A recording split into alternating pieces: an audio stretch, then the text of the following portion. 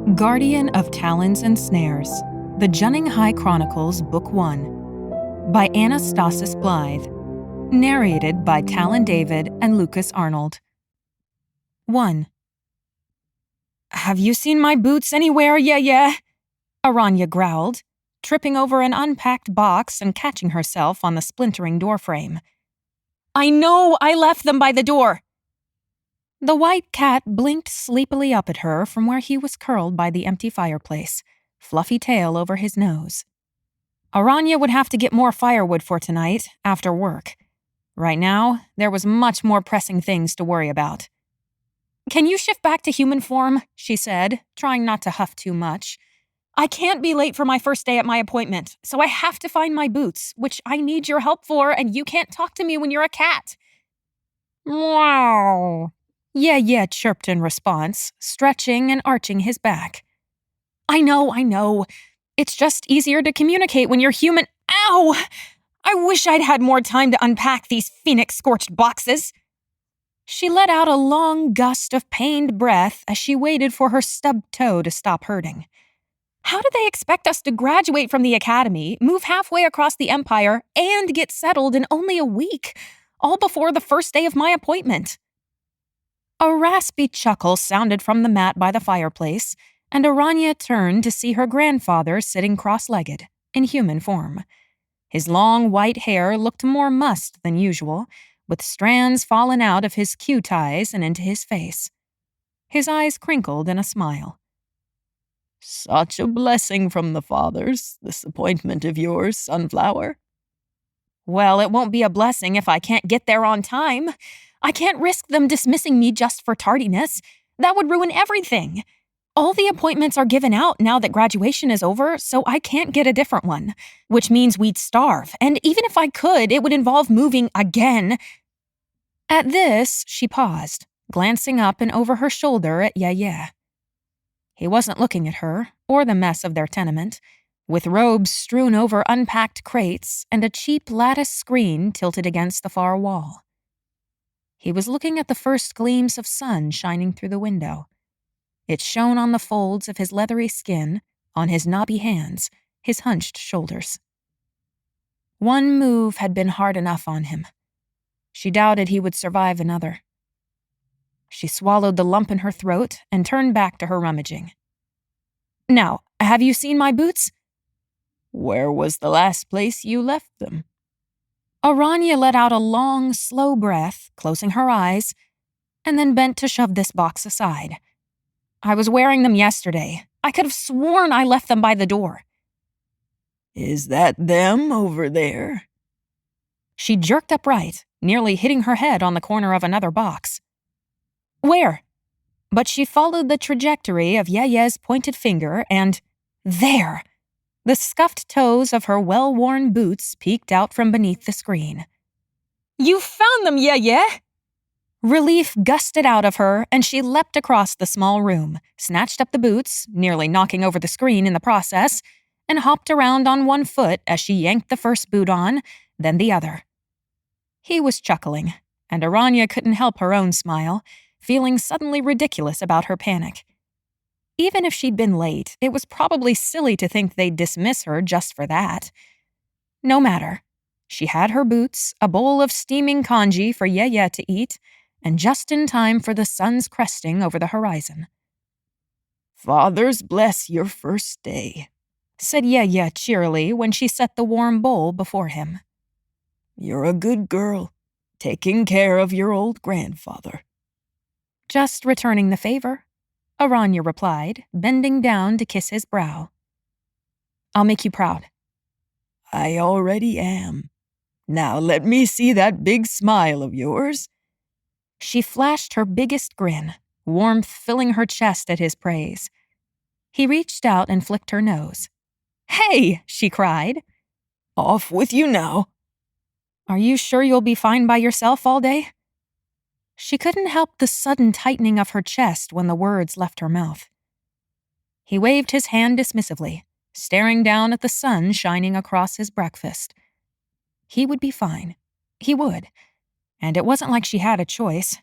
They needed money, and she was the only one to earn it. She tripped twice on her way to the door, resolutely yanked it open, and refused to glance back at her grandfather as a loud slurp echoed from his mat. She shut the door firmly behind her and headed out to her first day at her very first appointment as a warden at Su Shui Ward Post. Kai closed his eyes, drew in a deep breath, let it out with a long, low sigh.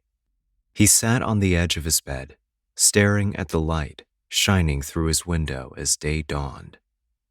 In but a few moments, the bustle of the city outside would begin, and the early morning peace and quiet would be gone.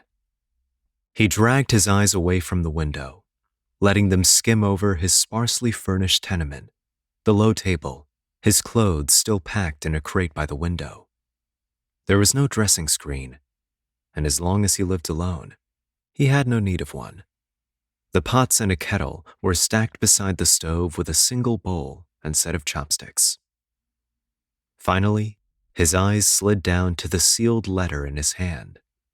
There was his name, written with a flourish of thick, black ink. Shi Kai. He closed his eyes again and crumpled the letter in his fist. Shooting to his feet, he strode over to the table, where 3 more missives awaited. The handwriting on one of them was distinct from the others, which all bore unnecessary decorations. He didn't have to open them to know who sent them or what they said. In one decisive motion, he swept the rest of the letters up, marched toward the fire, and threw them into the dying blaze.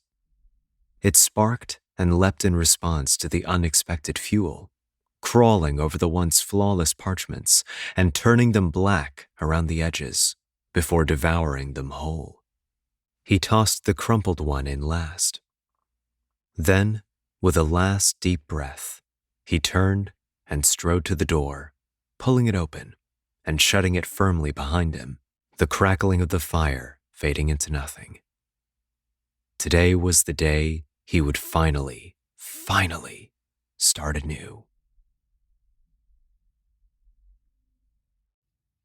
2.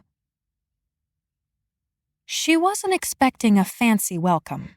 She didn't expect her fellow wardens to grant her a cordial bow and ask what mark she graduated with, though she would have told them with pride.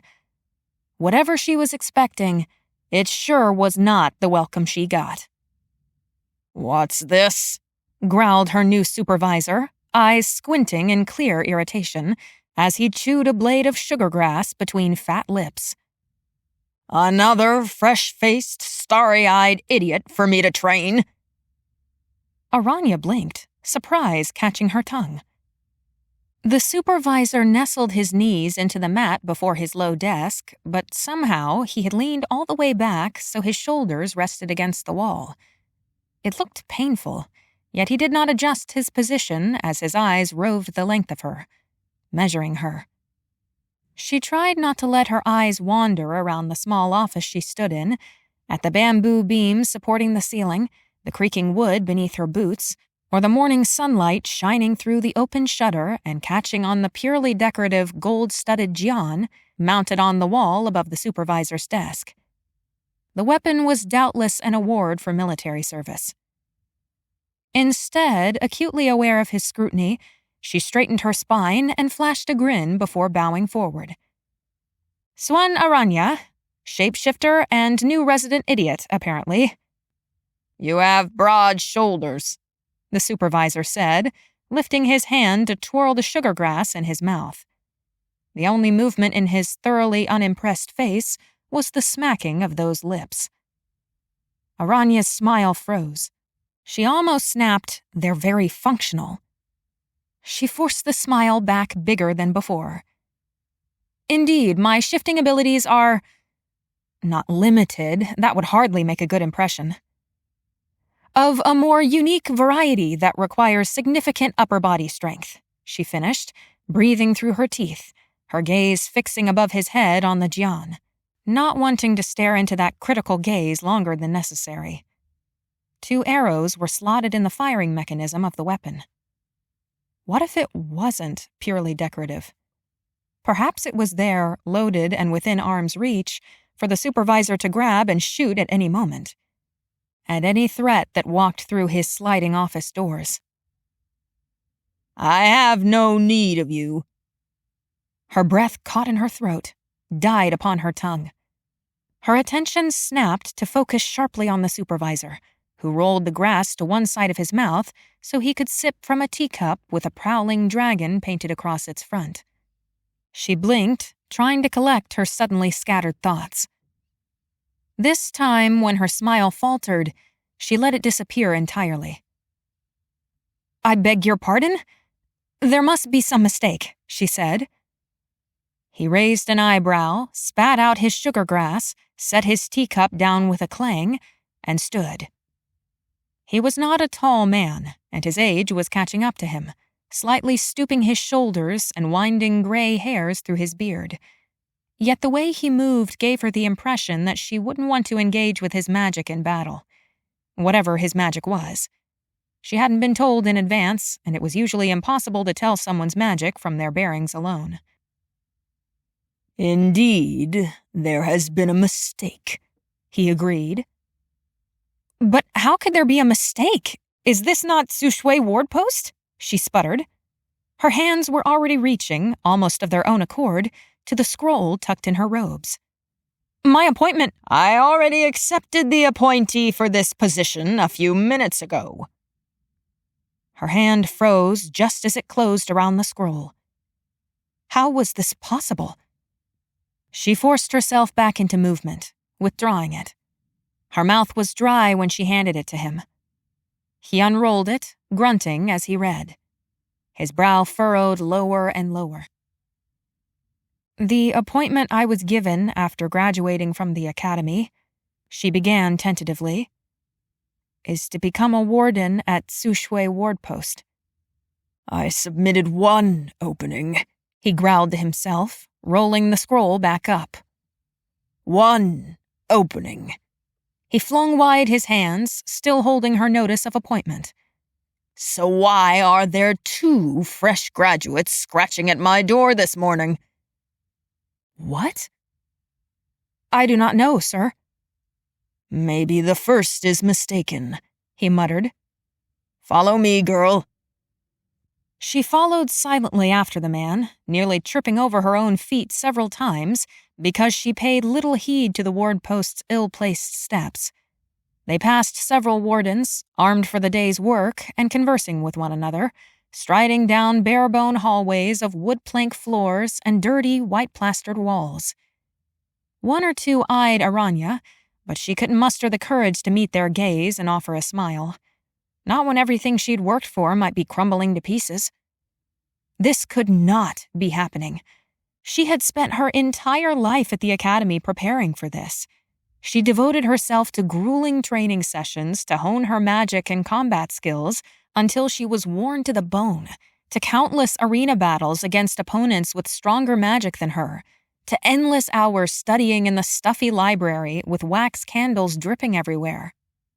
All this to get a respected appointment as a magic-wielder of the Zhenghai Empire so she could keep food on the table and care for Ye. She had earned this appointment. It was hers, and she couldn't afford any mistakes with it. Now that graduation was over, all the appointments were given out. If there had been a mistake with this one, they'd be ruined. Aranya shoved down the tension building in her chest and forced what she hoped passed as a mild expression onto her face. She doubted it was convincing, but she just couldn't let anyone know how truly terrified she was. This was only a misunderstanding. It would be resolved soon enough. Everything would be fine. The supervisor marched through one of the side doors and barked loudly, "Shi Kai!" A masculine voice from outside responded, Yes, Master Qigong? What is your appointment? Shi Kai? Aranya blurted, unable to help herself. Thankfully, the supervisor paid her no heed. Her mind spun faster than before, and for a moment it was like she viewed the world upside down, walking on the bamboo ceiling beams as if they were flooring. Shi Kai was the one who was here to steal her appointment? Memories flashed before her, memories of a lopsided smirk, observed from a distance across the Academy's mess hall. She'd never been close to him, and that was intentional. He was an infamous troublemaker. Half the pranks at the Academy were his, but the masters were never able to catch him. Worse than that, however, was his reputation as a notorious flirt. Wherever he went, he always left a string of broken hearts behind him. Just the sort of boy a girl should avoid when trying to succeed in a rigorous environment like the Academy, and just the sort of young man to avoid in a professional sphere like this one. "My appointment?" said the masculine voice again. "A warden at Sushui Ward Post? Let me see it. Either those fools at the appointment office mess things up again, or one of you can't read." She peered around Qigong to see Shi Kai sitting on a bench outside in the courtyard, tugging on a pair of ward post-issued boots. Sheathed knives lay next to him, along with a long broadsword and a two-slotted jian. He withdrew a similar scroll from his robes and handed it to the supervisor. The young man looked past the supervisor and saw her. Aranya blinked as those unusually light brown eyes met hers, set in a handsome face with a strong jaw and straight nose. He maintained the gaze for a breath, and then his mouth curved up in the slightest smirk. Everything inside her revolted. "Humph!" was Qigong's response to whatever was written in the scroll. He tossed it down to the bench beside Kai. "What a mess!" Was it really true? She was speaking before she realized it, her voice threaded with mounting anxiety. There was only one opening, but they appointed both of us? At that, Kai's smirk vanished and his eyes widened, darting immediately to the supervisor. He twisted on the bench to face the supervisor, gesturing at Aranya. "What in all the 7 valleys is she talking about?" Qigong leaned back against the doorframe, heaving a great sigh and glaring at them both. As if dealing with this problem first thing in the morning was bothering him as much as it bothered Aranya to lose her livelihood. "Our incompetent bureaucracy has apparently issued the same appointment to both of you. I must send one of you back." No. She couldn't be sent back. There wasn't a trace of mirth on Kai's face now. He clamped his jaw shut, a vein standing out in his neck as his hand fisted around the sheath of the knife he was holding. It seemed like his breath was coming almost as fast as hers.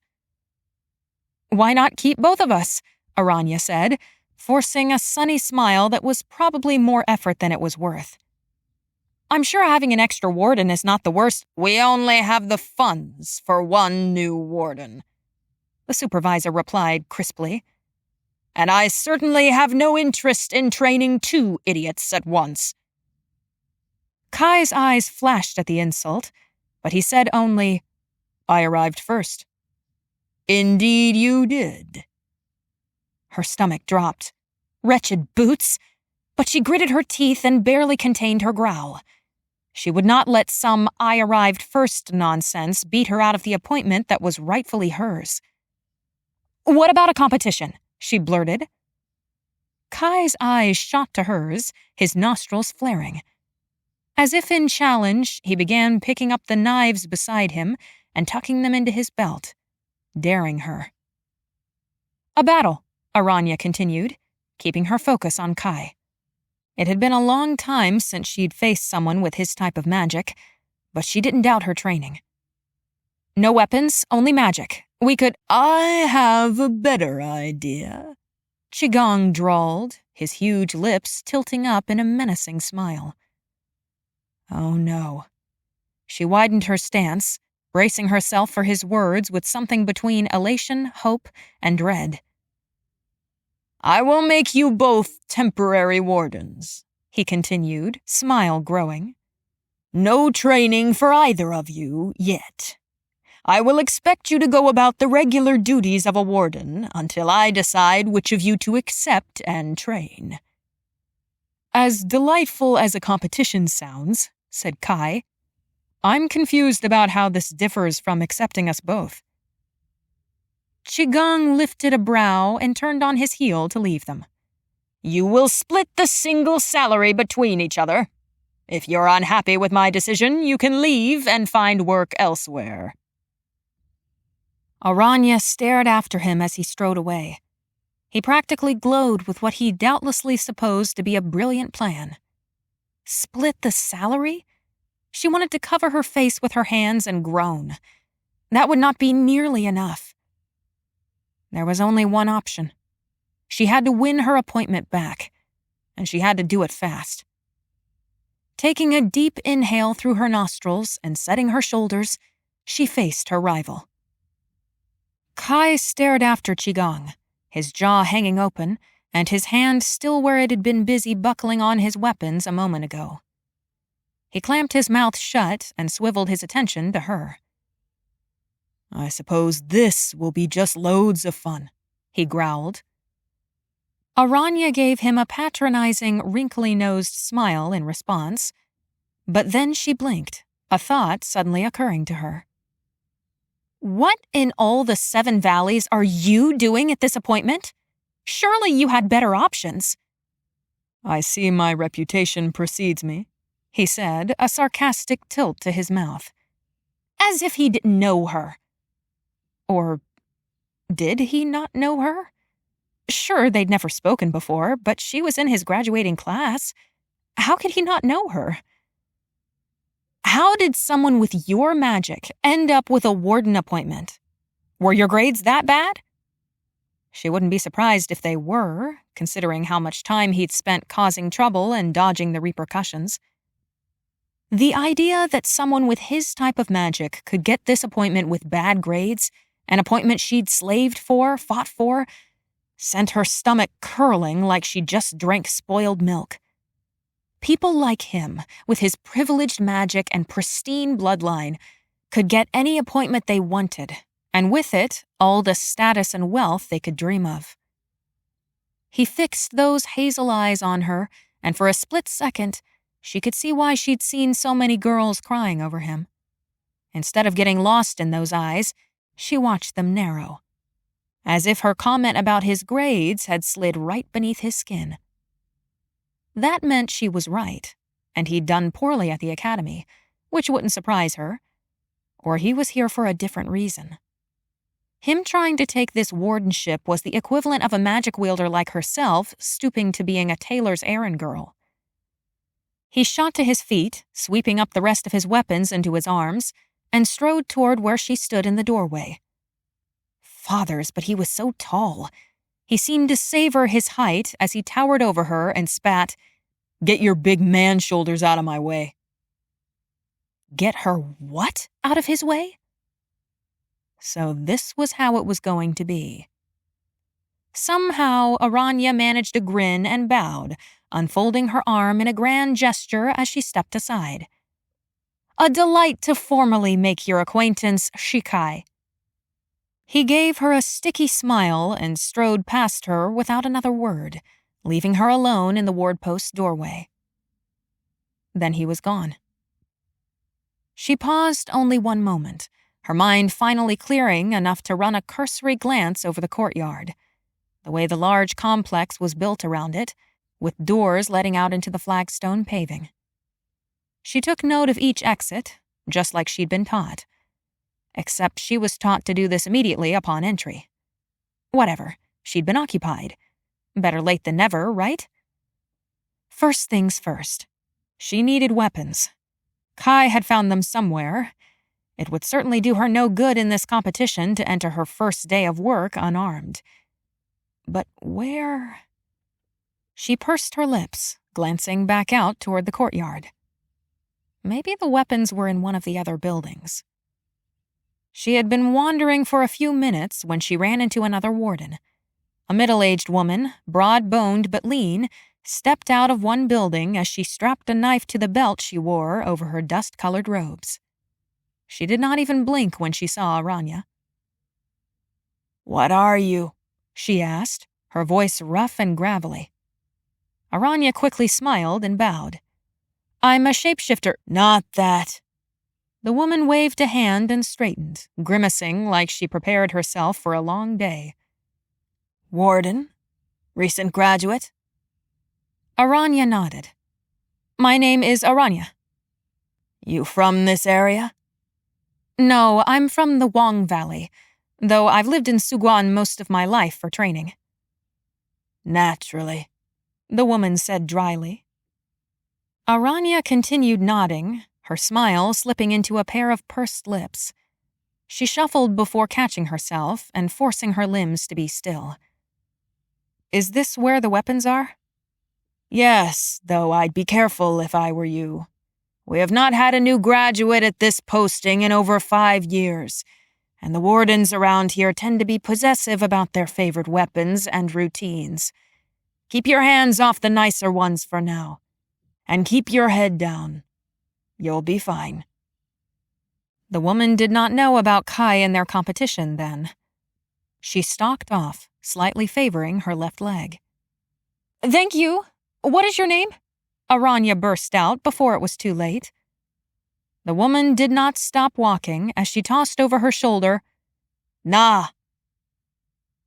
With that, there was nothing to do but step through the darkened doorway of the armory. It was a narrow room, with some weapons piled atop each other on the long tables framing the walls, other weapons hanging from hooks, and waxwood staffs chunked in a tall clay holder. She had only just finished fumbling through the different stacks, frowning at the disarray that would never be tolerated at the academy, when the door burst open and another young man, this one a little older than Kai, stumbled in. Maybe their most recent addition before Kai and Aranya? Hello, she offered when he noted her, disregarded her, and ran to the hanging broadswords. He clipped, fastened, buckled, and tucked half a dozen weapons onto his person, panting all the while. In his haste, he kept knocking or dropping weapons that clattered loudly to the floor, before he cursed and scooped them up again, only for them to fall inevitably once more. Aranya caught a knife by its hilt before it landed, holding it out to him. He blinked at it, then at her, and with a sucked-in gasp, grabbed it and stuffed it into his belt. I'm Aranya, she said, craning her head to catch his eye. I'm late, he spewed in response. She reined back her snarky, nice to meet you, late, response, and instead asked, late for what? If I don't hurry, I'll get put on South Patrol again. South Patrol? But he was already racing out the door, his heavy footsteps loud and near frantic. If he was worried about being late... Dragons blast it! Aranya fastened her last buckle and raced after him. She would not be late and let Kai get ahead. 3. The moment Aranya skittered out to the front of the ward post, 15 pairs of eyes turned to look at her in various shades of curiosity, amusement, and irritation, the latter being the most common, and most prominent on Qigong's face. Swan Aranya, he drawled, eyeing her. South Patrol. The scattered chuckles confirmed her fear that she'd gotten the worst duty on her first day. She shoved it away with a polite nod toward the supervisor. At least she was going to be on patrol, not just polishing boots at the ward post. She glanced around and noticed Na's indifferent expression, then found the young man who was so desperate to avoid South Patrol. He stared at the supervisor, eyes wide with pleading. Qigong's face flicked up and met the young man's stare. Xian Chen, South Patrol. Chen let out a dejected sigh, his shoulders stooping. He looked toward Aranya and sighed again. She shot a sidelong glance at Kai, who was standing straight and tall, his expression unreadably serious. Until his face twisted to one side, enough for his eye to meet hers. The faintest trace of a smirk played on his lips. That smugness! The nerve! Shi Kai, Eastern Market Patrol. Na raised an eyebrow and folded her arms across her chest. Chen glowered. Apparently, the supervisor already had a favorite. After the rest of the assignments were handed out, Aranya sidled up to Chen as he jabbed his hands up his sleeves to check his weapons. "Hello," she chirped, bowing. "I'm glad we can officially meet now. I suppose we'll be comrades for the day." Chen sighed again, forcing his hands down rigidly at his side. He bowed. Xian Chen. Aranya? What type of wielder are you? Shapeshifter. What sort of animals do you shift into? Don't be embarrassed. She plastered a grin on her face. I'm more of a partial shifter. Chen jerked his head down the street. Come on then, partial shifter. He set off, heavy boots shuffling on the dirt road, down between the rows of homes and storefronts, kicking up dust that caught the morning sun rays. She scurried to match the quick pace he set. What's so bad about the South Patrol? He waved his hands vaguely, wincing. It's a rougher part of town, so there are a lot of brawls. We're always breaking up fights. Doesn't that make it exciting? The look he gave her clearly indicated the answer to her question was a definite no. Everyone hates it. You always get scuffed up, and it's easier to make mistakes, which means you get in trouble with qigong, which impacts whether you get a raise or if you get put on a better part of town. How does qigong decide who goes where? It certainly seemed rather arbitrary this morning. Chen ran a hand through his hair, grimacing again. His other hand kept patting down his chest, his hips, feeling the quivers and buckles and blades. Well, I think it's arbitrary, but some others, like Na or Yaju, are always defending him. I think he just doesn't like me, so he keeps sending me here, hoping I'll make a mistake big enough to merit being dismissed. Dismissed? She said, her stomach dropping even further than before. He would try to dismiss you? Qigong must have put her on this patrol because he already didn't like her. The thought that she wouldn't be safe in her position even if she could beat out Shi Kai for it. She shook her head, drawing in a deep breath. No, she wouldn't think like that. Because she couldn't think about failing Ye ever again. Chen shrugged. Everyone says he's the best supervisor this ward post has seen in ages, because he came from the battlefront in the north. I think he was a lieutenant or captain, something important, fought against the barbarians and all that, or so I've been told. I think they're just intimidated by him, so they think he's everything in a cup of tea. I mean, the barbarians are already back to crawling along our borders, so apparently he didn't do the best job. Aranya found herself mumbling, "Oh." She winced against the rising sun, glancing at the silhouettes of townspeople beginning their day. A wagon rolled down the street, making them hop off to one side. In the distance, the smiling eaves of the pagoda rose high above the rest of the buildings. She glanced sidelong at Chen, who was muttering something unintelligible under his breath. So far, of the people she'd met today, Na was the only remotely encouraging one. This boded well for her future. "What did you say your magic was?" she asked. I can breathe underwater. She craned her neck further so she could get a better look at him. Breathe underwater? Are you a shifter too?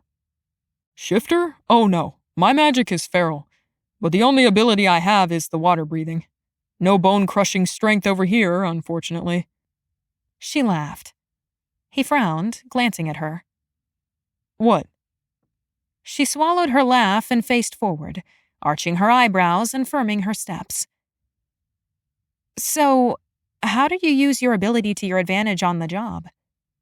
You mean, why is someone like me so far from a significant body of water? Same reason you're here. Because the bureaucracy is stupid. Hearing so many people criticize the Empire was starting to grate on her. No one spoke like this in Suguan or at the Academy. Of course, the Empire wasn't perfect, but Emperor Niansu and his father had devoted their lives to peace and safety for their people. She, for one, was glad they didn't have to worry about northern raids or battles with marauding barbarians over harbors and springs. She didn't mean to make her response harsh, but it had an edge to it anyway, Stupid, she said. Maybe you're great at combat.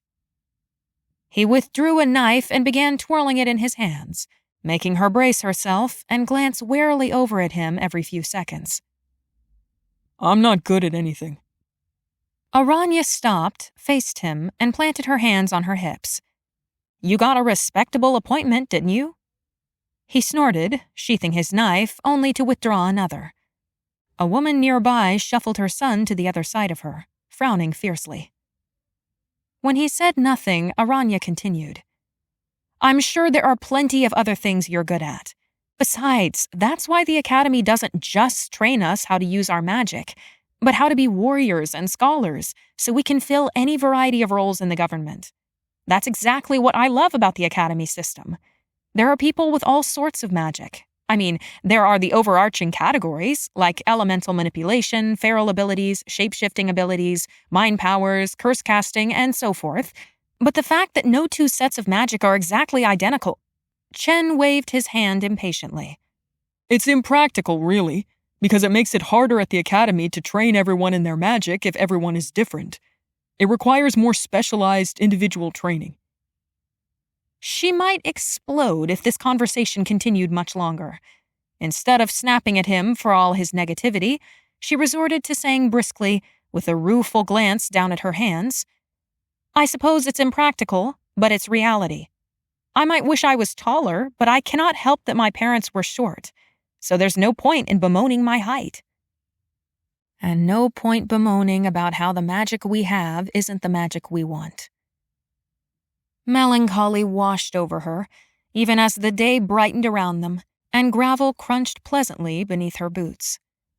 What she wouldn't give to be a full shapeshifter like Yeah. Where are we going? She said, forcing herself to abandon her line of thought. Just then, out of an alleyway, a man came hurtling straight into an empty barrel. The barrel broke on impact, cracking and splintering. The man moaned but rolled to the ground and landed on all fours as another man came flying and shouting out of the alley. Right there, Chen sighed. But she was already in motion, the sudden action washing away all unpleasant thoughts in an instant. Adrenaline surged through her blood, flooding to her toes and fingertips. Her heart leapt to her throat, her knees almost weak with the sudden thrill. This was what she'd trained for all these years. Stop where you are! She shouted at the second man. Not another step! He ignored her, not even glancing up as he tore toward the man on the ground. Violence glittered in his eyes. Aranya ran. She flung her hands to either side of her, and they burned as she shapeshifted. The sight and feel of talons protruding from her hands awakened something primal inside of her. Something wild and untamed. With a battle cry, she leapt upon the second man coming for the first. His eyes went wide as moons in his sockets, seeing those claws coming for his face. She darted to the side at the last minute, flinging out her left arm to catch the man round the neck and shoulder. She used her momentum to swing herself onto his back, and that, combined with the force of her swing, landed him flat on the ground. He let out a loud oomph, just in time to keep him from leaping upon the injured man. Stop, Aranya said, yanking his arms behind him as she straddled his back. The man gasped, trying to raise his head to twist and look at her. Do not fight me, she said, pushing his head back down, or it will be much worse for you. He spat out dirt. He's getting away! Who? She tightened her grip. Him! He stole my wages! She paused, suddenly hesitant. The man must have sensed her doubt because he kept wailing about his lost wages. She looked up, saw the broken barrel, but no sign of the other man. No sign of Chen either. My comrade will get him, she said. But I must arrest you for disrupting the peace. What insanity is this? The man bellowed, wrenching at her hold on him. He stole my money! We will sort this out, sir, she said, and stepped off him. Come with me to the ward post. If you're innocent, they will release you shortly. The man got to his feet, angrily dusting himself off. Outrage boiled in his reddened face. She paused again. Was this the right thing? Qigong had apparently meant it when he said he wasn't going to train her yet, not until she proved her worth, which seemed backward to her. But he was the one who could retract her salary and appointment at any second.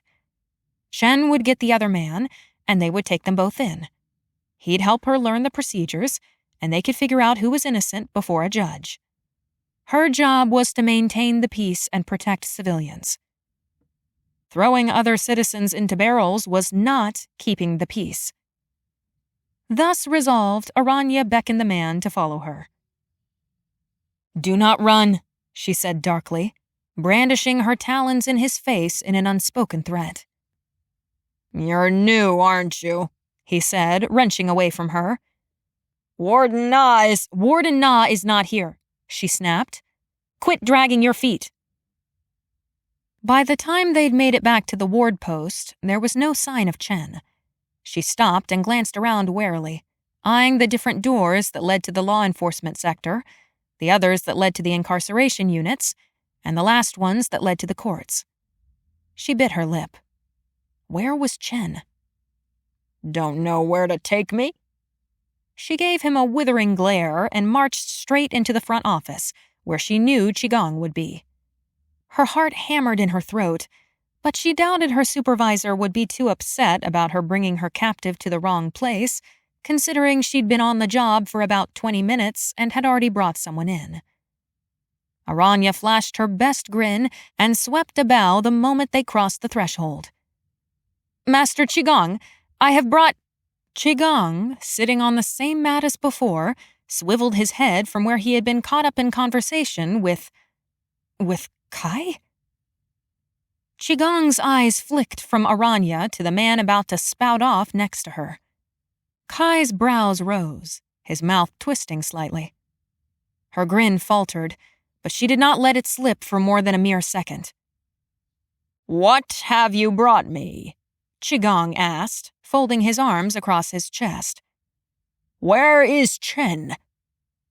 Aranya's elbow to the gut was not enough to keep the man from spewing his tale to Qigong, claiming he'd been robbed and he was only trying to retrieve his money. "You threw a man into a barrel," she cried. "After he punched me," the man shot back. Qigong sighed, shaking his head, and covered his face with one hand. His other hand flicked a dismissive wave toward Kai, who bowed. When he rose, his eyes met Aranya's, and just before he turned on his heel to leave, a full, devilish grin split his face. He winked. Her jaw dropped. Despite herself, a familiar burning overtook her hands. Her tongue twisted as her mind fumbled with an infuriated response. "Put your claws away," Qigong spat, wiping his hand away from his face. "Where is Chen?" "Chasing down the other culprit," she muttered. "Wonderful," he said sarcastically. "Well, why don't you take your hook out of this one's throat and toss him back?"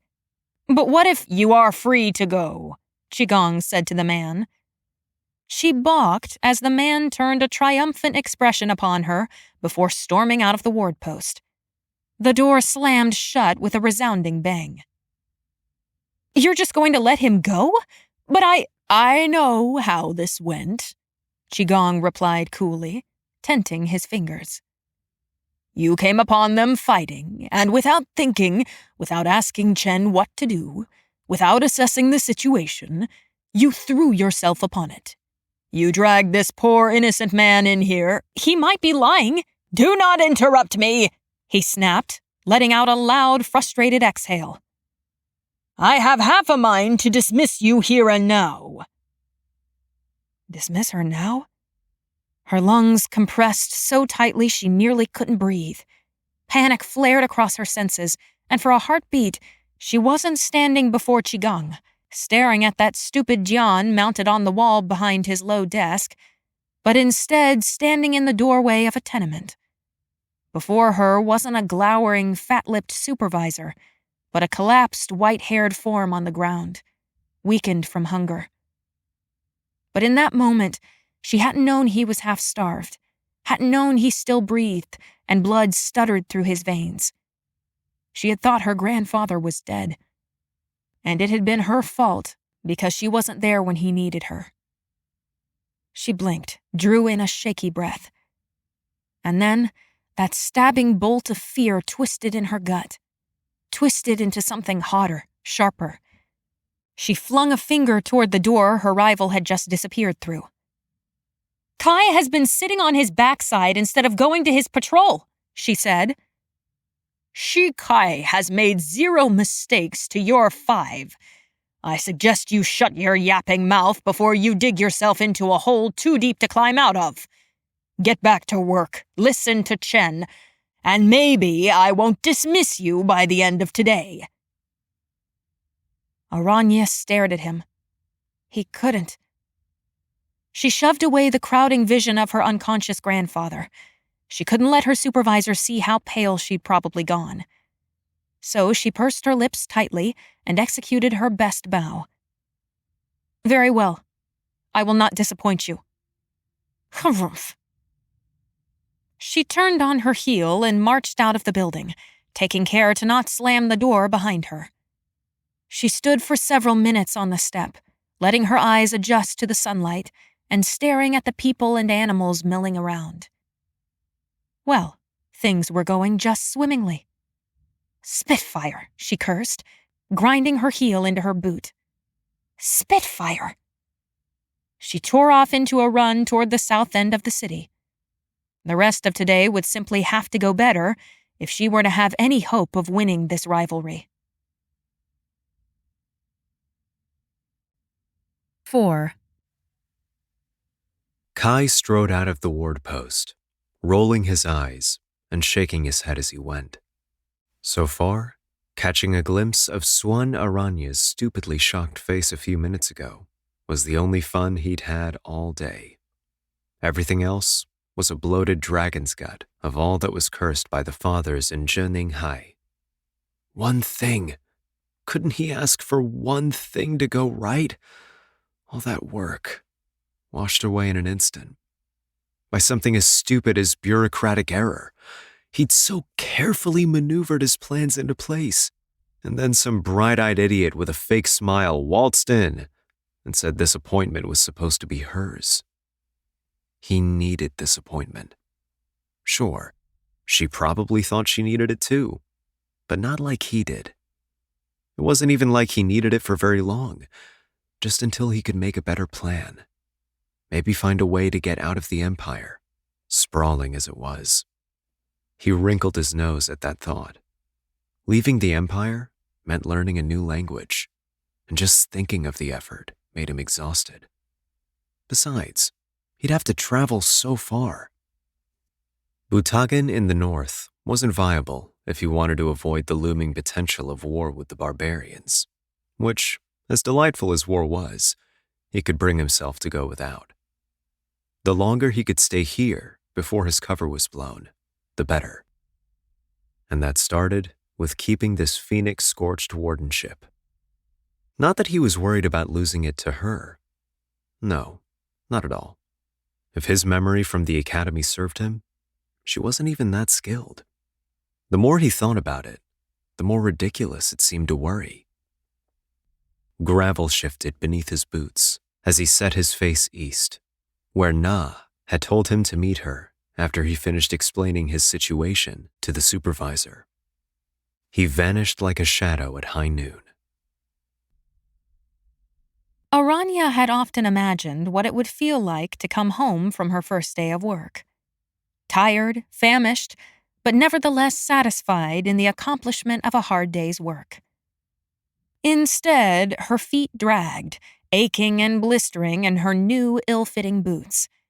The dying sun taunted the reddened skin of her face and neck.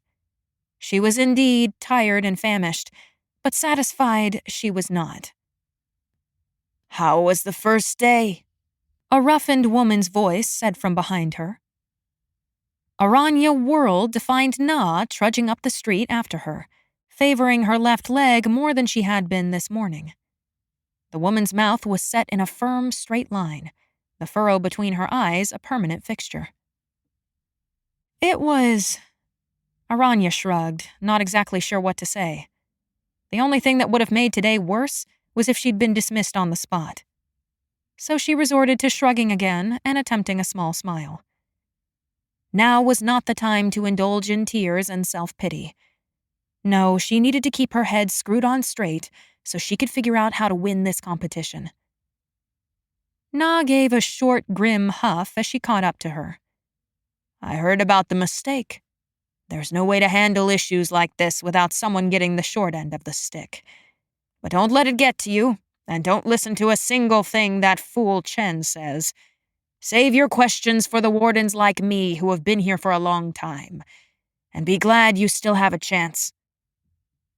Aranya swallowed the lump in her throat and nodded. I am glad I still have a chance.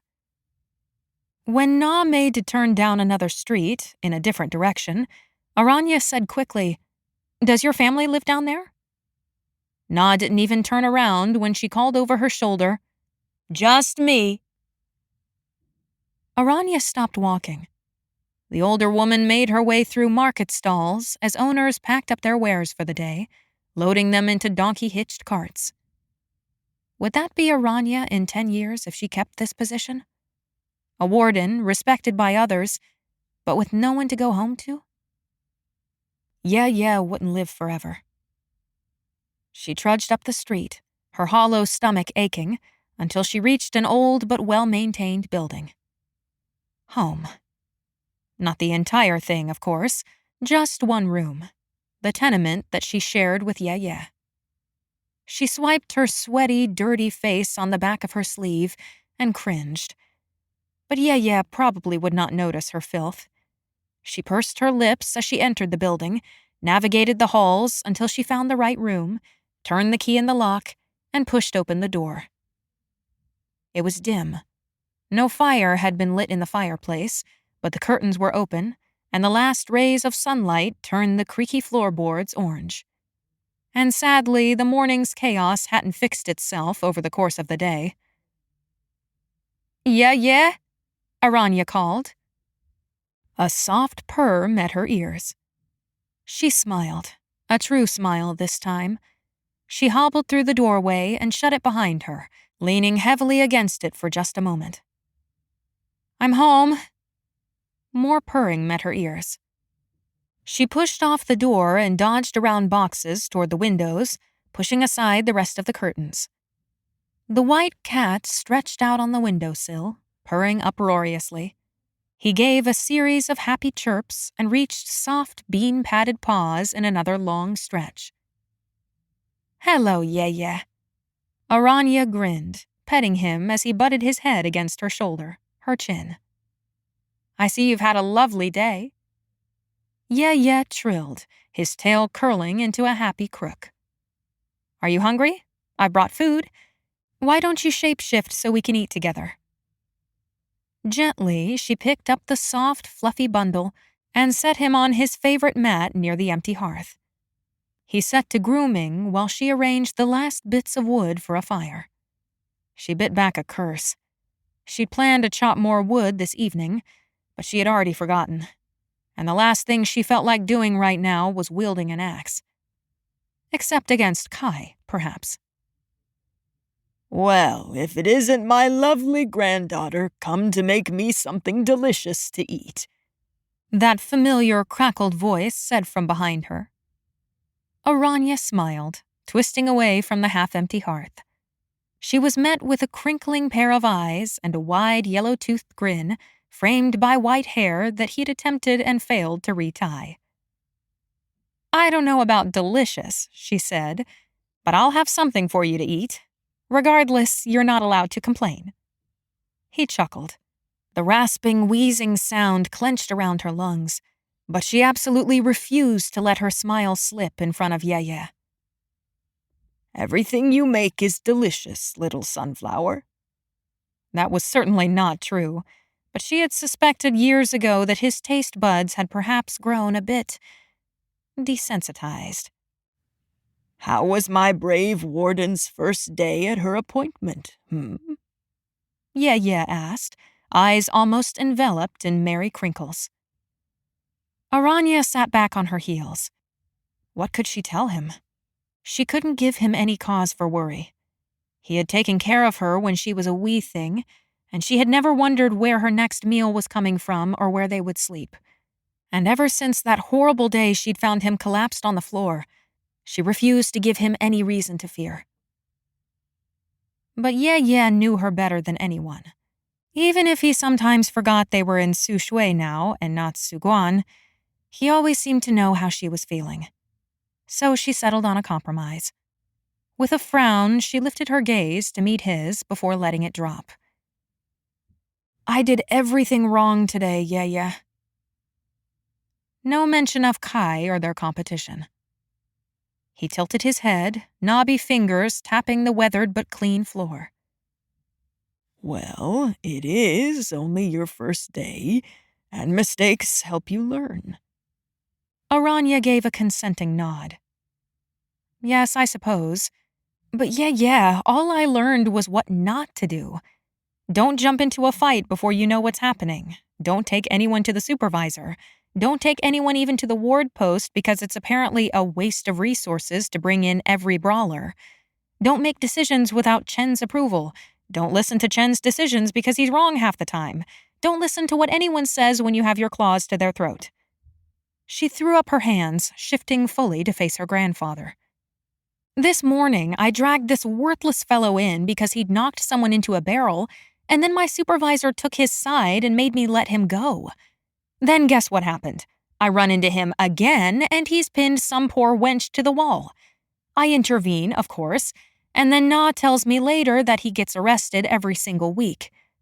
After that, Chen tells me I've gone and broken protocol that nobody thought to inform me of. Through it all, Kai is just over there smirking like a gloating idiot. I bet your supervisor is delighted to have such a dedicated new warden. Ye smacked his lips, giving a gummy grin. Aranya stopped, finding herself unable to meet his gaze. Failure burned her tongue, her gut. I'm going to get some more firewood. She stood and gave him her softest smile. I'll be back in a little while. I promise I'll have food ready soon. Not to worry, girl, not to worry. She swallowed with effort. Then she stood, hefted the axe from the doorway over her shoulder, and dragged her aching feet back outside. If things hadn't gone the way they had today, she would have simply bought firewood. But with only half a salary now? She tromped into the street. At least they lived on the edge of the city. She wouldn't have to go far, but how many trips would it take to get a sizable stock for the next few days? If only she had a cart. Or a donkey. Hey, you! Sun girl! Aranya turned as a spindly man with a long face, long neck, and even longer hair came charging out of the door, an apron tied around his waist. His jutting chin crooked to one side, cheeks sallow and sunken under razor-sharp cheekbones. Shulim, she bowed. It is a pleasure. Don't gush pleasantries at me, girl. Look at all this dirt you've tracked in. I don't care what position your fancy magic has gotten you, but while you're one of my tenants, you keep things clean. Shoes off at the door like any other tenant. No special treatment for magic-wielders. Oh, sorry, she said hastily. Forgive my carelessness. I'll clean it up when I get back. Leigh shook his head sharply. I cannot accept that. The fee is a tangu. Her smile swept away immediately. You're fining me for a bit of dirt? Here, step aside and I'll sweep it right now. A tangu, or I'll have you evicted. Evicted? She echoed, shock rendering her tongue almost useless. Are you mad? I am your landlord. Aranya stared at him, blood humming in her veins. It took all her self-control to not imagine 5 different ways she could land him flat on his back in the street. She met his gaze, meeting fury with fury, until she finally spewed a frustrated breath of air. It wasn't that important. Not as important as preventing Ye from having to move yet again. Besides, it would be difficult to find a place like this, in a safer part of town for this price. Now they couldn't afford anything nicer. Begrudgingly, she undid the knot around her throat and pulled her string of coins out from beneath her tunic.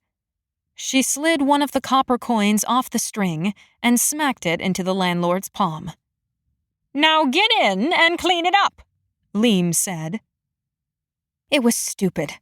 She was exhausted, hungry, and still had plenty of work to do. The dragon-eaten fine was paid. She shouldn't be this angry. It had been a long day. The sweeping would hardly take 5 minutes. Regardless of all her reasoning that this did not matter, Aranya's hands started burning, shifting, lengthening. It's illegal to use magic outside of the Emperor's service. A voice drawled from behind her. She spun. Kai leaned against the fence, ankles crossed and arms spread out on the posts. He looked as pristine as she'd last seen him, not a scratch or smudge of dirt on his handsome face or immaculate clothes. He'd probably sat at the ward post all day while she wrestled with scoundrels. "What do you want?" she snapped. He shrugged and pushed off the fence. A reason to arrest you would be nice. "Then why'd you stop me? Why are you even here?" she said, standing up straighter when he reached her. The fire in his gaze from this morning was gone. In its place, a lazy step, a gleaming pair of eyes, and a half-twisted mouth. Remnants of that devilish gloat he'd given her when he'd left Qigong's office. Kai shrugged easily. I live here.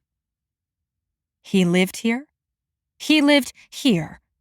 So they were to be rivals and neighbors? She just couldn't catch a break, but she couldn't let him see that or he'd know his advantage. So, with her eyes half-lidded because she was too tired, she flashed a smile his way and bowed grandly, though it was more like a forward flop, and swept her hand toward the glowering landlord and open door.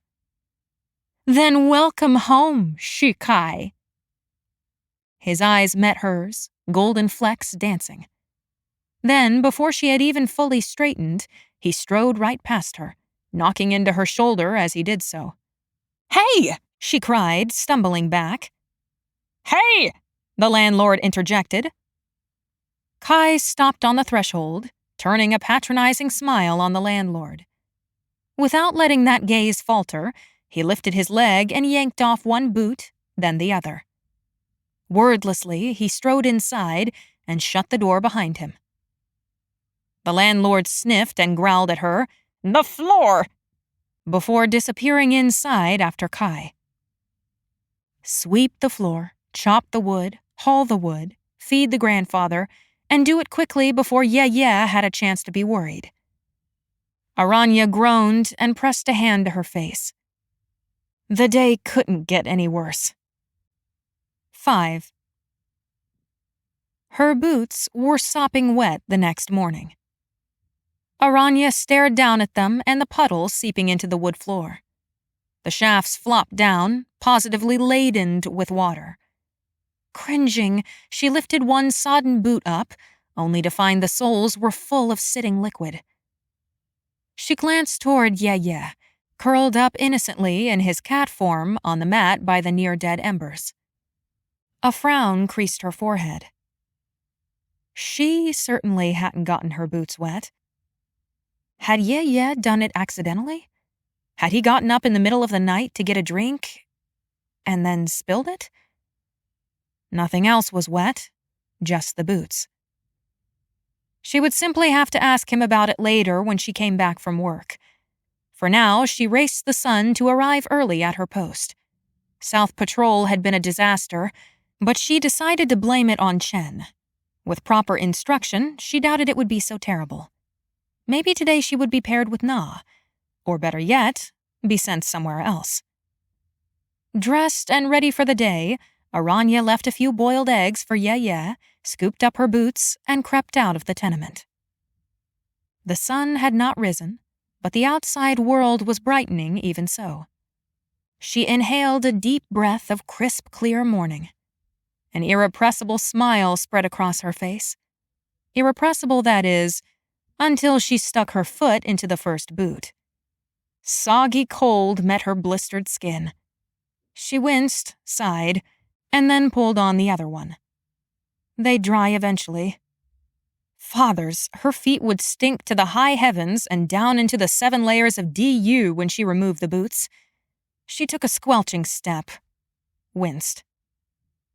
Today, she muttered to herself, we're going to fight crime, keep this city lawful and orderly, and we are not going to let Kai get ahead. She pursed her lips, then added, and we're not going to make Qigong mad. When she reached the ward post, she bypassed Qigong's office and headed straight for the armory. As soon as she opened the door, the mustiness of leather and dust hit her nostrils. She quickly set to work picking out the worst of the disarrayed weapons, hoping not to step on anyone's toes by selecting their favorites, just as Na had instructed. The door opened. By habit, Aranya turned, flashed a grin, and started to chirp, "Good." Kai stood in the doorway. "Morning." The last word fell out of her mouth significantly less brightly than the first. He blinked quickly, as though startled to see her too. His hair was a little mussed, despite the apparent attempt to tie it back cleanly. His sleep-fogged, half-closed eyes met hers, and darkened before stepping to the opposite side of the armory. Well, this was certainly a different side of Kai from the one she'd seen last night. She couldn't let this advantage pass her by. "Fancy seeing you here," she said. "Sleep well?" He grunted. She paused her arming, stepping back so she could fold her arms across her chest, and leaned back against the wall. So talkative in the morning. Her boots squelched loudly when she took a step. He looked up, turning enough to glance down at her feet. "I know." Aranya waved a hand. "My grandfather got my boots all wet sometime during the night. He's harmless as a rosefinch, but sometimes I think he doesn't always know what he's doing." Your grandfather? Kai repeated, that one eyebrow lifting even higher. He returned to buckling a knife to his thigh. He suddenly seemed more awake, though his voice remained deepened with grogginess. She grinned wider and continued. "Yes, my grandfather. Yeah. He's a shifter too. We're all shifters in my family." Is he a partial shifter like you? Kai asked. So he did remember her from the academy. She couldn't see his face, and the question was innocent enough, but the slight change in his tone and emphasis on the word partial made her blink. Was he deriding her? She barely maintained her smile, suddenly self-aware of her broad shoulders, the outward testament to the limits of her magic. At her silence, he twisted to look at her. Something sparked in his hazel eyes. Fire, challenge, daring. Her hackles raised, realizing that this wasn't a sleepy version of Kai who was more open to politely conversing with her. He was goading her, testing her, and reminding her he was her rival, not her friend or comrade. As if she would forget. Aranya pushed off the wall and snatched a leather sling from the pile. "He is a full shifter." She shoved the sling into her belt. "He was in the military, and eventually a lieutenant in his day." She spoke the words with pride, but Kai gave no sign of being impressed. He merely returned to his weapons. She chewed her lip, trying to find another topic of conversation. It had been a while since she'd seen it in action, but she still remembered that he was an evanescer, a magic-wielder who could teleport at will. "Is everyone in your family an evanescer?" she asked. He grunted. She rolled her eyes at his back and squelched in her wet boots toward the door. But she paused a few steps away from the exit. She glanced his way again as he strapped on his broadsword and couldn't help her curiosity. "Were your grades really bad?" He said nothing, only finished the last buckle and straightened. "Whatever. She didn't have time for nonsense. Shaking her head, she turned back toward the door and found herself nose to nose with a smirking Kai.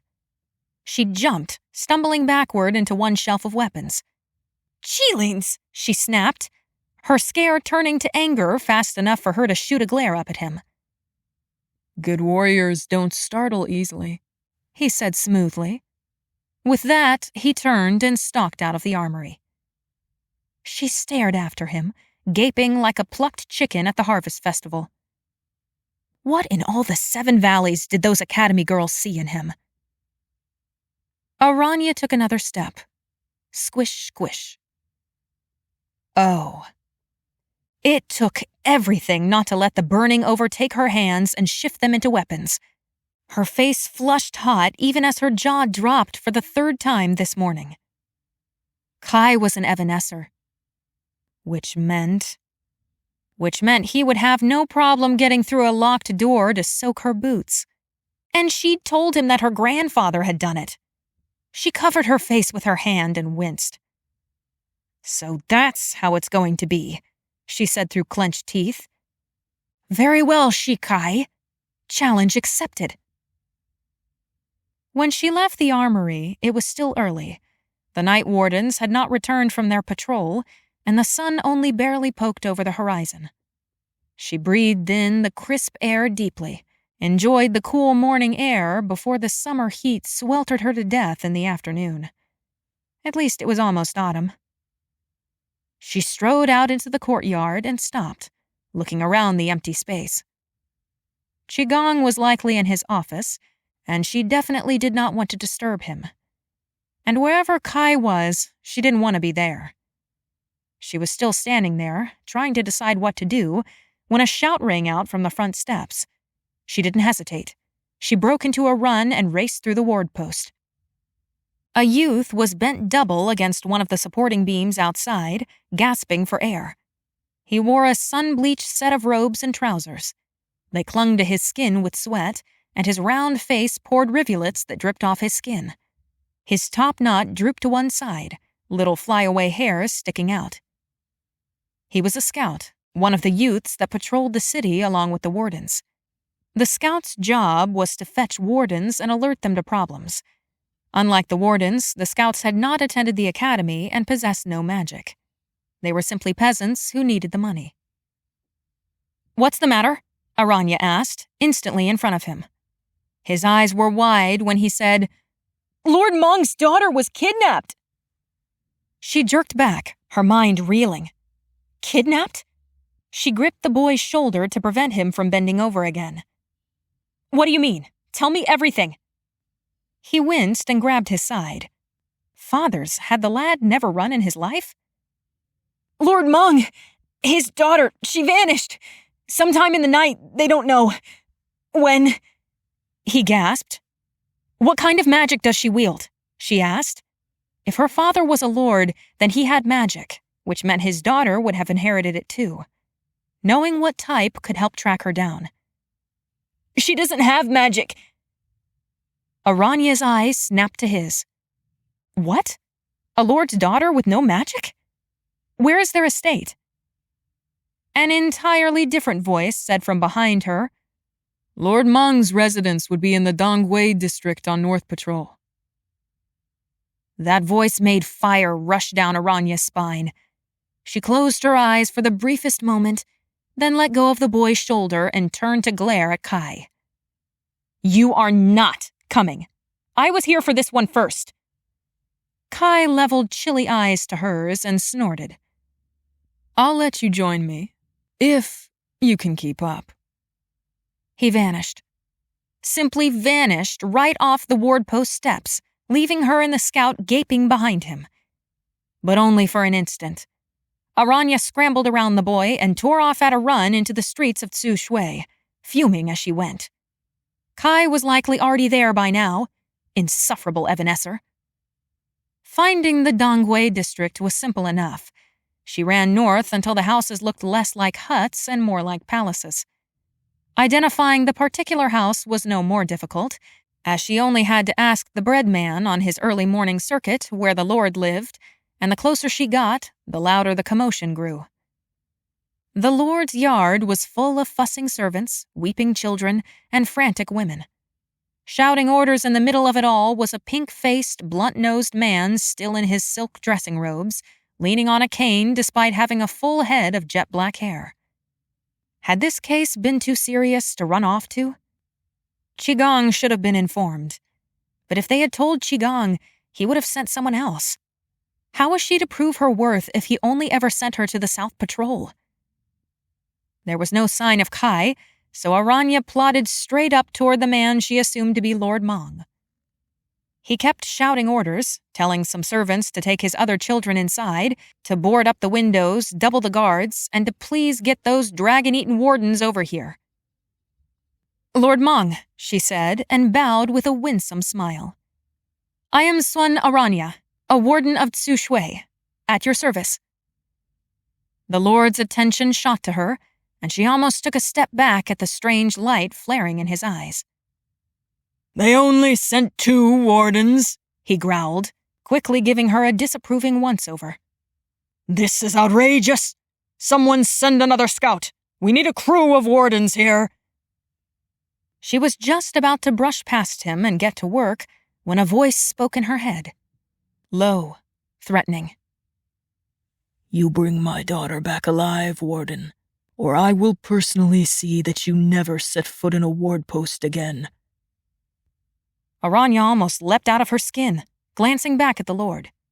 He was not looking at her, occupied with shouting at someone else. But that light flared in his eyes, too bright. She turned on her heel to climb marble steps into the mansion. Her heart pounded in her chest. A mind speaker. It made sense, after all. Noblemen possessed magic, since it was magic and not birth that dictated the upper classes in society. The stronger or rarer the magic, the more noble. Thus, it was to be expected that Lord Mong would wield powerful magic.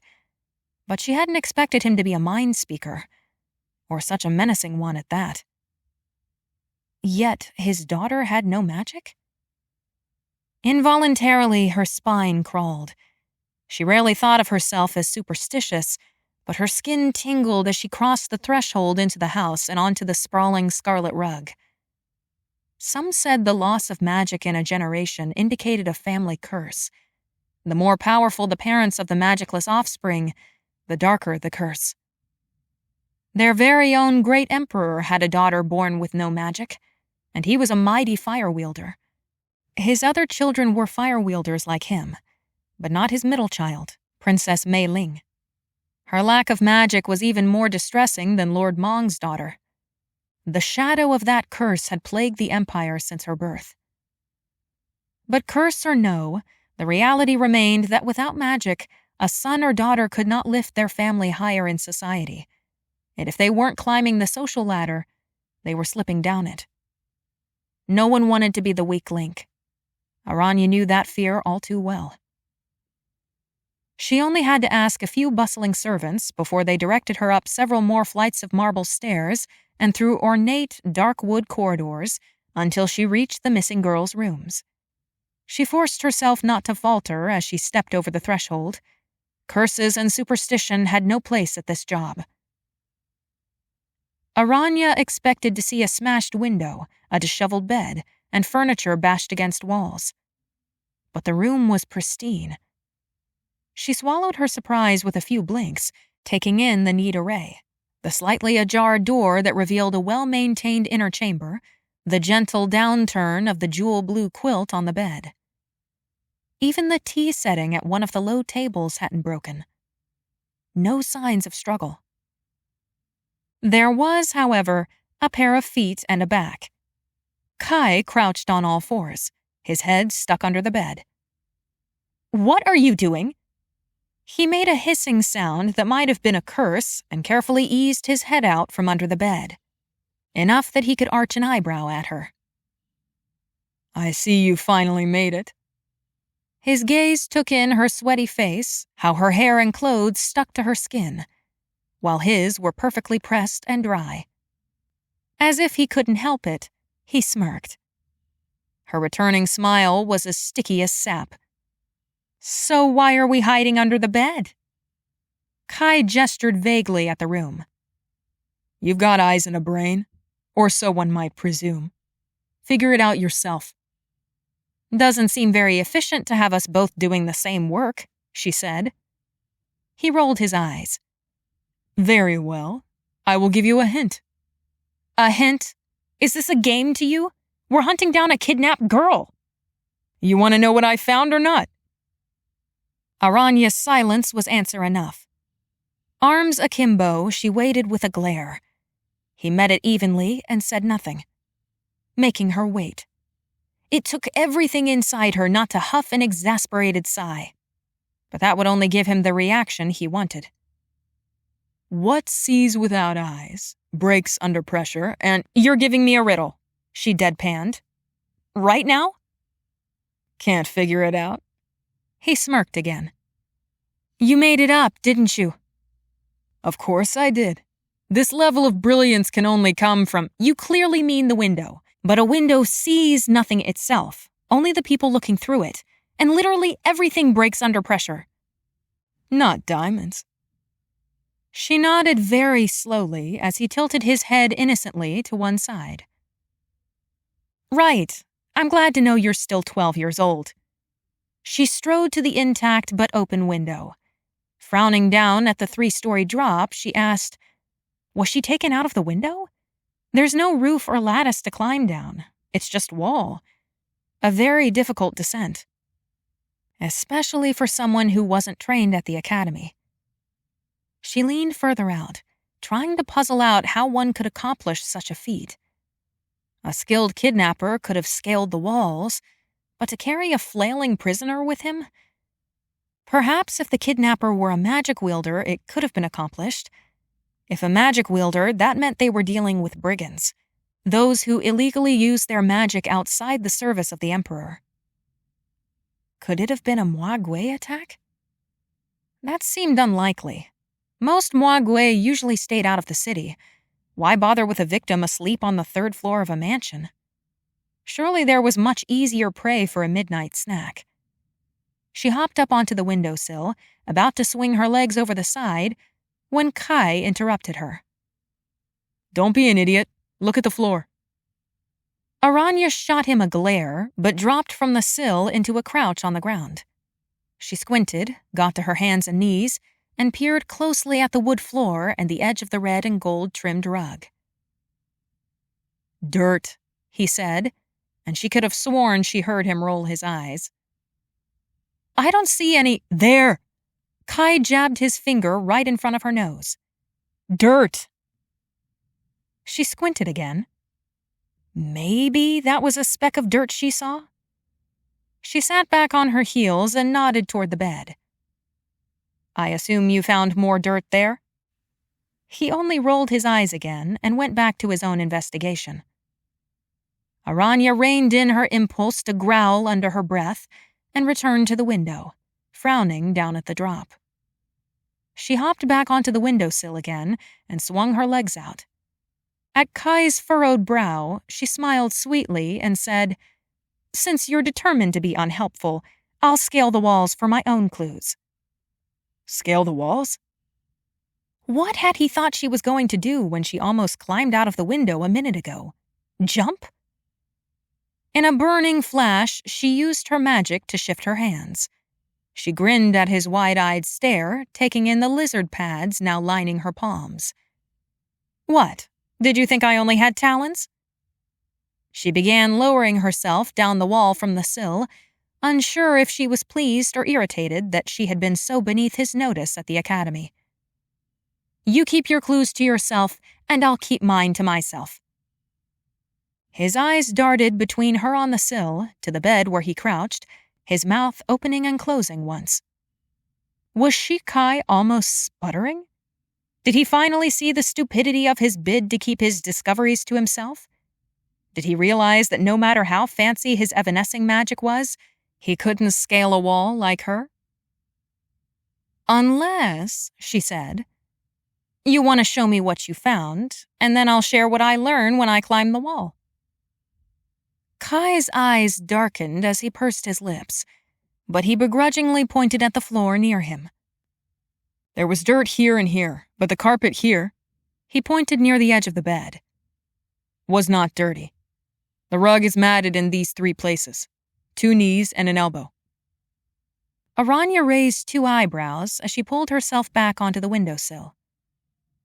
"I think you're making this up to throw me off the trail so you can steal the glory." Kai flashed a quick, patronizing smile. "Just be glad I'm letting you in on this lead." She waved a hand dismissively as he again crouched beside the bed. Whatever, she would hear him out. Perhaps he was right. "So, your point is that a nobleman's daughter probably wouldn't have dirt on her slippers, so the dirt came from elsewhere," she said. "There is no dirt by the door to these rooms, which would be the case if she tracked it in." "We know the kidnapper used the window, then?" That would explain his reaction that she would withhold what information she found scaling the wall. He let out a low, frustrated breath through his nostrils. "I know you think I'm stupid," Aranya said, "but you don't have to be quite so condescending."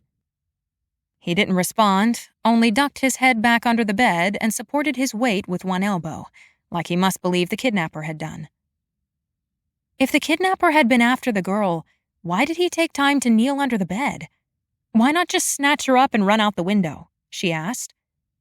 "That's what I was trying to figure out when you interrupted." "Seven Valleys!" "What?" She jumped down and hurried to his side, getting on her knees, and tried to see what he was reaching for. "What did you find?" Kai grunted, winced, and rolled out from the bed.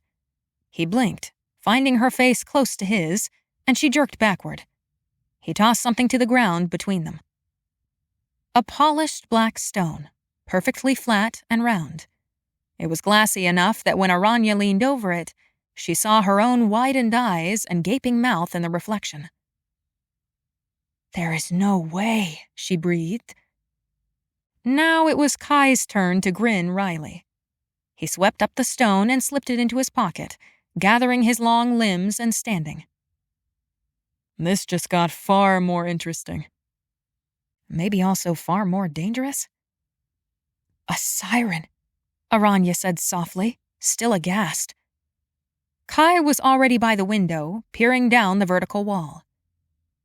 "A siren committing crimes. We've got a brigand to track. At least the girl is more likely to be alive than if a Mwagwe abducted her." True, which boded better odds for their warden careers if Lord Mong's threat was to be believed. "Why?" She trailed off, scrunching her face in concentration. "What?" he asked impatiently. "If the stone was used to subdue the girl, then why is it still here? Why not on the girl's person?" Kai paused, his back to her. He was silent long enough to indicate he hadn't given any thought to the oddity. "The siren might have used multiple," he said at last. "One under the bed to make sure the girl didn't wake before she was fully spelled." If the siren left it by accident, then that was certainly careless. Either way, please excuse me. Aranya bumped past him and shifted her hands in a flick. With practiced agility, she lowered herself out of the window.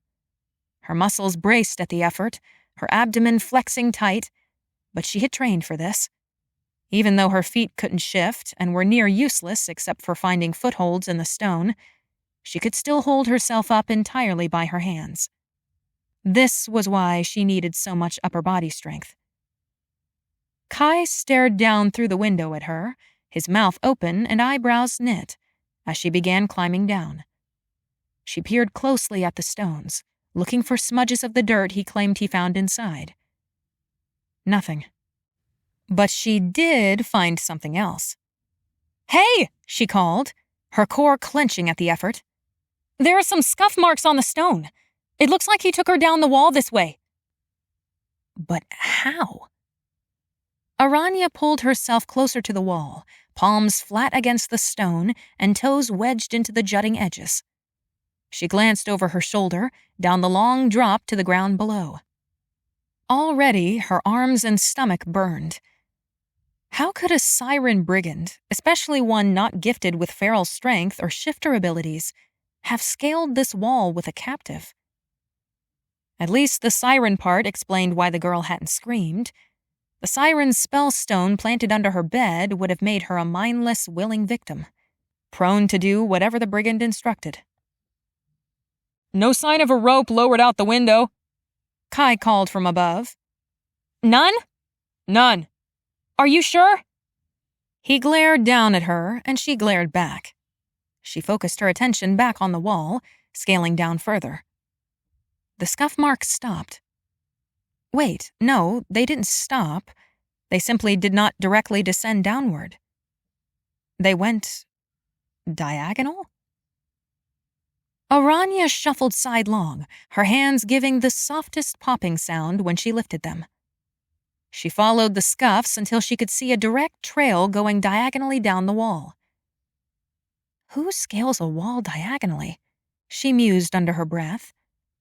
Or rather, why would someone scale a wall that way?